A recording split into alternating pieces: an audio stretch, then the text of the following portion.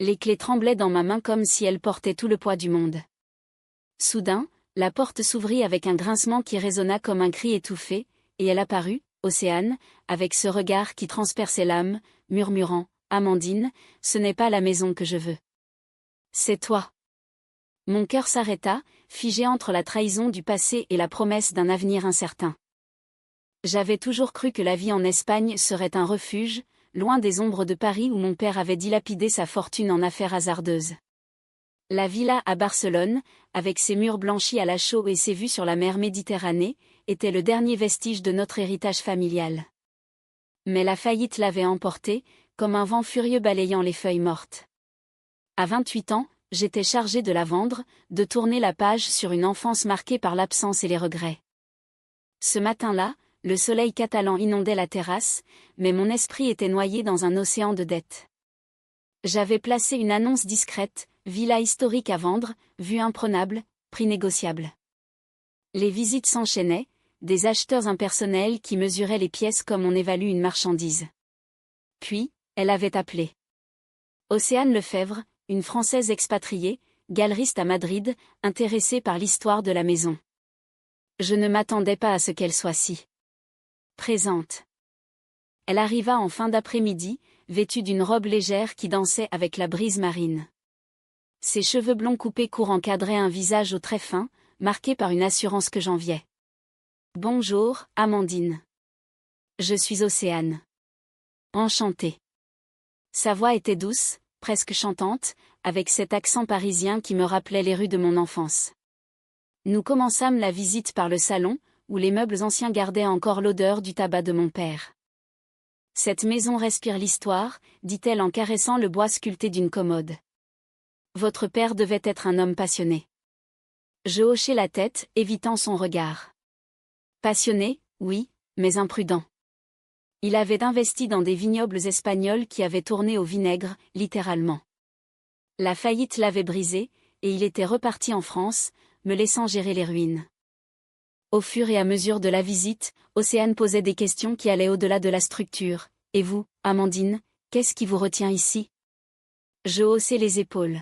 « Rien, vraiment. Je suis graphiste freelance, je peux travailler n'importe où. Mais cette maison, c'est tout ce qui reste. » Elle s'arrêta devant une photo de famille, jaunie par le temps. « Vous ressemblez à votre mère. Belle et résiliente. » Le compliment me déstabilisa. Depuis ma rupture avec Sophie, 2 ans plus tôt, je m'étais fermée aux émotions. Sophie, une artiste madrilène, m'avait trahi avec une collègue, me laissant avec un cœur en miettes. Je m'étais juré de ne plus laisser quiconque entrer dans ma vie. Pourtant, avec Océane, il y avait quelque chose d'électrique, une connexion immédiate que je ne pouvais ignorer.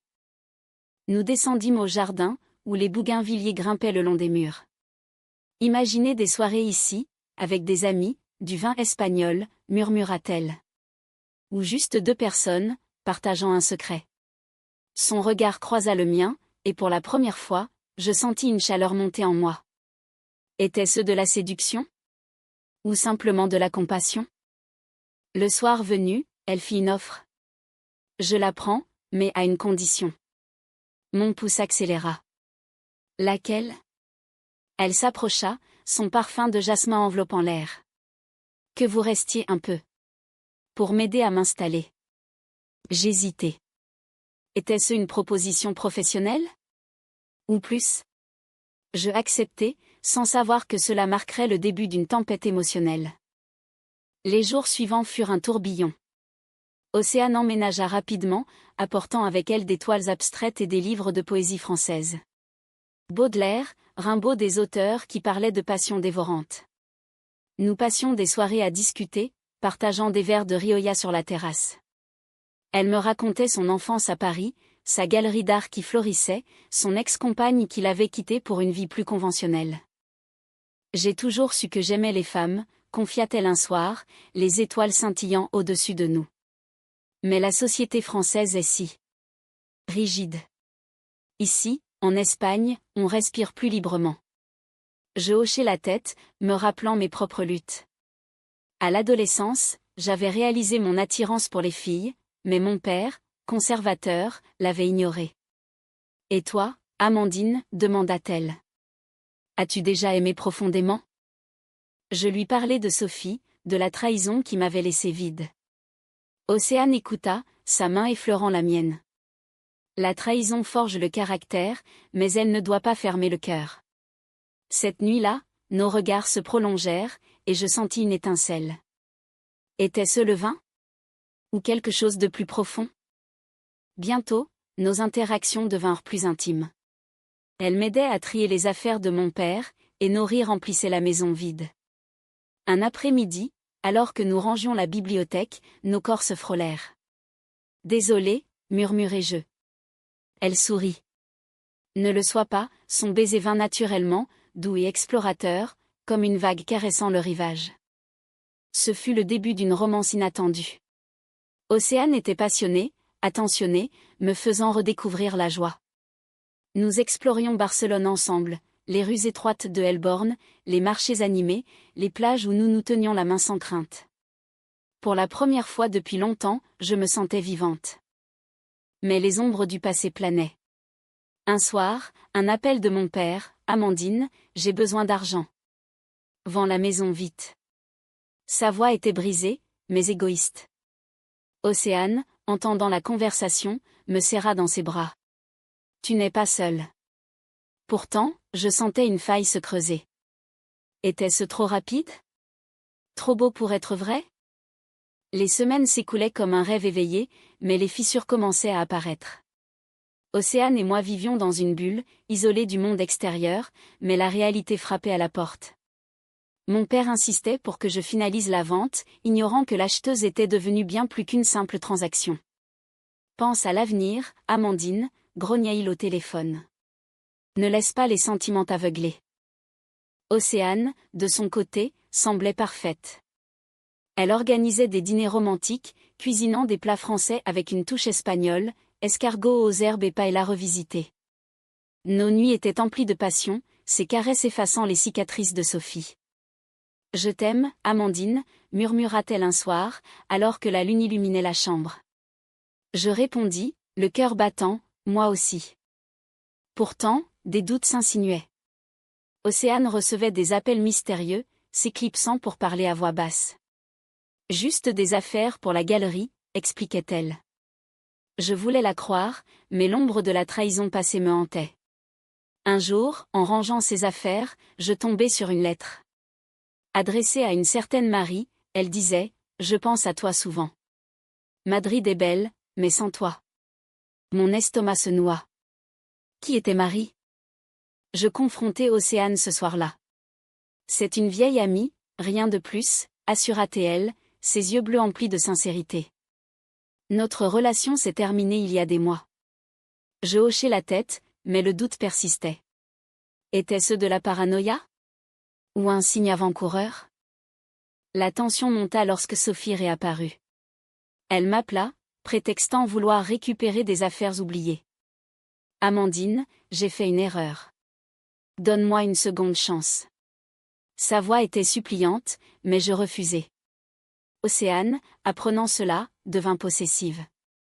Elle t'a blessé. Ne la laisse pas revenir. Ces mots étaient protecteurs, mais je sentais une jalousie sous-jacente. Le climax approchait. Nous décidâmes de partir en week-end à Séville, pour échapper à la pression. Les rues andalouses, avec leurs flamencos enflammés et leurs jardins parfumés, nous enveloppaient. Mais lors d'une soirée, Océane disparut pendant 1 heure. À son retour, elle semblait agitée. Un client urgent, dit-elle. Je n'insistai pas, mais le lendemain, je reçus un message anonyme, demande-lui pour Marie. Elle ment. Le retour à Barcelone fut tendu. Je fouillai son téléphone pendant qu'elle dormait, un acte que je regrettais déjà. Des messages confirmaient mes soupçons, Marie était son ex, et elle s'était vue récemment. Je ne peux pas t'oublier, écrivait Marie. Océane répondait, c'est compliqué ici. La confrontation fut explosive. Tu me trahis, criai-je, les larmes coulant. Océane pleura aussi. Ce n'est pas ce que tu crois. Marie est venue pour affaires, mais elle a essayé de raviver le passé. J'ai refusé. Mais l'épreuve était là. Elle avait rencontré Marie en secret, ne serait-ce que pour clore le chapitre, mais sans me le dire. La trahison me brisa. Je quittai la villa cette nuit-là, errant dans les rues de Barcelone, le cœur en lambeaux. Comment avais-je pu être si naïve? L'amour, une fois de plus, s'avérait fragile comme du verre. Les jours suivants furent un tourbillon de douleur. Mon père apprit la situation et insista, vends-la maintenant. Reviens en France. Mais Océane ne lâchait pas. Elle m'envoyait des messages, laisse-moi expliquer. Je t'aime vraiment. Je l'ignorais, me réfugiant chez une amie. Pourtant, au fond de moi, je sentais que ce n'était pas fini. Océane apparut un soir à ma porte temporaire, les yeux rougis.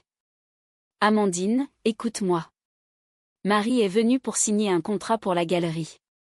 Elle a tenté de me séduire, mais j'ai dit non. J'ai gardé le silence pour ne pas te blesser inutilement. Elle me montra des emails professionnels, prouvant ses dires. Le doute persistait, mais son regard était sincère. Nous parlâmes toute la nuit, déversant nos peurs et nos insécurités. J'ai peur de l'engagement, avoua-t-elle. Mais avec toi, je veux essayer. Lentement, la confiance revint, comme un soleil timide après l'orage. Nous reprîmes notre relation, plus forte. Océane annula la vente de la maison. Gardons-la ensemble, proposa-t-elle. Transformons-la en un havre pour nous. J'acceptai, voyant en elle non plus une acheteuse, mais une partenaire. Mais le destin en décida autrement. Mon père, apprenant que la vente était suspendue, furieux, révéla un secret, il avait emprunté de l'argent à des créanciers douteux, et la maison était hypothéquée. Si nous ne vendions pas, il viendrait la saisir. La crise culmina. Océane et moi affrontâmes ensemble cette nouvelle épreuve. Elle utilisa ses contacts pour négocier avec les créanciers, offrant une partie de ses économies. Pour nous, dit-elle. C'était un acte d'amour pur, effaçant les doutes passés. La bataille pour sauver la villa devint notre combat commun. Océane, avec son réseau dans le monde de l'art, contacta des investisseurs bienveillants. Nous pouvons transformer cette maison en une résidence d'artistes, suggéra-t-elle. Un lieu où la créativité fleurit, loin des chaînes financières. L'idée me séduisit. Ensemble, nous élaborâmes un plan, organiser des expositions, des ateliers, pour générer des revenus. Mon père, de son côté, était contrit. Je suis désolé, ma fille. J'ai été égoïste. Pour la première fois, il reconnut mes choix de vie, acceptant tacitement ma relation avec Océane. Ce fut un moment émouvant, un pas vers la réconciliation familiale. Pourtant, les tensions internes ressurgissaient. Sophie, apprenant notre projet, tenta de saboter. Elle contacta les créanciers, répandant des rumeurs sur Océane. Elle est instable, affirmait-elle. C'était de la jalousie pure, une trahison mesquine qui raviva mes blessures. Océane et moi affrontâmes cela de front. Lors d'une confrontation avec Sophie, Océane resta calme, laisse-nous en paix. Amandine mérite le bonheur. Sophie partit, vaincue, mais pas sans laisser une cicatrice. Au milieu de ce chaos, notre amour s'approfondit. Nous passions des nuits à planifier l'avenir, nos corps entrelacés, nos âmes fusionnées. Tu es ma muse, murmurait Océane en traçant des lignes sur ma peau. Je répondais par des baisers, sentant une connexion profonde, presque spirituelle. Le haut trao arriva lors d'une soirée d'inauguration improvisée. Nous avions invité des amis artistes, transformant la villa en un espace vibrant. Mais les créanciers apparurent, menaçants. Payez ou partez. Océane, avec un courage admirable, négocia sur place. Donnez-nous du temps. Voyez le potentiel. La nuit se transforma en drame. Un orage éclata, symbolisant notre tumulte intérieur. Dans la confusion, je réalisai à quel point j'aimais Océane. Elle risquait tout pour moi, pour nous. À l'aube, un accord fut trouvé, un délai, contre une part des futurs revenus. Ce triomphe nous unit plus que jamais. Nous célébrâmes en privé, sur la terrasse où tout avait commencé. Nous l'avons fait, dis-je, les larmes aux yeux. Océane m'embrassa tendrement. Ensemble, nous sommes invincibles. Mais la vie, imprévisible, apporta un nouveau twist. Océane reçut une offre pour diriger une grande galerie à Paris. C'est une opportunité en or, dit-elle, hésitante. Mais cela signifie partir. Mon cœur se serra. Était-ce la fin? Ou un test? Nous débattîmes longuement. Viens avec moi, proposa TL. Mais la villa, notre projet, manquerait en Espagne. Je ne peux pas abandonner cela maintenant. Les larmes coulèrent, un mélange de joie et de tristesse. Était-ce une trahison de ses ambitions? Ou une preuve d'amour? Finalement, Océane choisit de rester. Paris peut attendre. Toi, non. Ce sacrifice scella notre lien, transformant notre relation en quelque chose de durable. Les mois suivants furent une renaissance. La villa devint un succès, artiste en résidence, exposition qui attirait des visiteurs de toute l'Europe. Mon père, guéri de ses addictions, vint nous rendre visite, apportant son soutien. Pourtant, un dernier conflit surgit. Marie réapparut, offrant une collaboration professionnelle. Océane fut transparente, c'est du business, rien de plus. Je fis confiance, et cela renforça notre couple. Notre amour, forgé dans le feu des épreuves, devint un témoignage de résilience. Nous explorions de nouveaux horizons, voyages en Provence pour inspirer nos créations, soirées poétiques où nous lisions Verlaine à voix haute. Un soir, sous les étoiles espagnoles, Océane posa un genou à terre. « Amandine, veux-tu m'épouser ?» Mon oui fut immédiat, scellant un engagement éternel. Le mariage fut une célébration intime, sur la plage près de la villa. Amis et famille, français et espagnols, se mêlèrent dans une harmonie joyeuse. Mon père, ému, me conduisit à l'hôtel improvisé, murmurant « Je suis fier de toi ». Océane, radieuse dans une robe fluide, prononça des vœux qui touchèrent l'âme. « Dans tes yeux, je vois l'infini. » Ensemble, nous défierons les tempêtes. La vie post-mariage fut un équilibre délicat. La villa prospérait, devenant un symbole de renaissance. Nous accueillions des artistes LGBT, offrant un espace sûr pour l'expression. Nos journées étaient remplies de créativité, moi, concevant des graphismes pour les expositions, Océane, curant des collections qui parlaient d'amour et de lutte. Pourtant, les échos du passé ressurgissaient parfois. Sophie envoya une lettre d'excuse, que nous lûmes ensemble. « Je suis heureuse pour toi », écrivait-elle. Cela ferma un chapitre, apportant la paix. Mon père, réconcilié avec son passé, s'installa près de nous, aidant à la gestion. Sa faillite, autrefois une malédiction, devint une leçon de vie.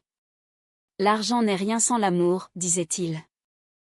Océane et moi grandissions ensemble, affrontant les défis mineurs avec humour et tendresse. Un soir, lors d'une promenade sur la plage, elle confia « J'ai failli tout perdre avec Marie. Merci de m'avoir pardonné. » Je répondis « Le pardon est la clé de l'humanité. » Notre relation, imprégnée de romantisme français, ses longues discussions philosophiques, ses gestes subtils d'affection se teinta de la passion espagnole. Nous dansions le flamenco sous la lune, nos corps synchronisés comme nos cœurs. Au fil des ans, nous envisageâmes une famille. L'adoption devint notre projet, apportant une dimension nouvelle à notre amour. Un enfant pour perpétuer notre héritage, disions-nous. Le dénouement vint lors d'une rétrospective à la villa, 10 ans après notre rencontre. Des invités du monde entier célébraient notre succès. Mon père, âgé mais serein, leva un verre, à l'amour qui guérit. Océane et moi, main dans la main, regardions la mer, nous avons transformé une faillite en triomphe, murmurai-je. Elle sourit, non, nous avons transformé la douleur en beauté. La fin n'était pas biographique, mais ouverte, une vie de possibilités, où l'amour l'emportait sur les trahisons. Dans ce coin d'Espagne, avec un cœur français, nous avions trouvé l'essence de l'humanité, la résilience, la passion, le pardon. Ainsi, la maison de mon père, autrefois en faillite, devint notre sanctuaire. Océane n'avait pas seulement acheté une propriété, elle avait conquis mon cœur, et ensemble, nous l'avions gardée.